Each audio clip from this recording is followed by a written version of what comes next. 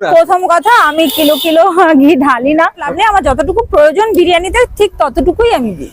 দাঁড়িয়ে আছি একদম গোবরডাঙ্গা টিকিট কাউন্টারের বাইরে, আর এখানে কিন্তু এক দিদিকে দেখতে পাচ্ছি, ছোট্ট একটা হাড়ি মিক্স বিরিয়ানি নাম লেখা।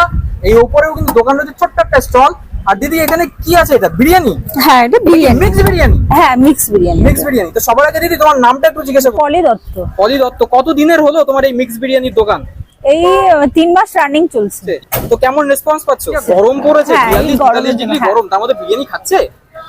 দুপুরে একটু কম আর কি সেলটা হয়, রাতের দিকে সেলটা বেশি হচ্ছে এখন। রাতের দিকে নিচ্ছে মানুষ। হ্যাঁ হ্যাঁ, দুপুরে একটু কম সময় কি হচ্ছে। এই ছোট্ট একটা হাড়ি দেখছি? না, আমি অ্যাকচুয়ালি এত গরম পড়েছে যে বেশি একসাথে অনেকটা বিরিয়ানি বেশি করতে সাহস পাচ্ছি না। আচ্ছা, আচ্ছা। এই হাড়ির মধ্যে করেই আমি 2-3 বারে করি আর কি। আচ্ছা, তো প্রাইস কত রাখছো তুমি?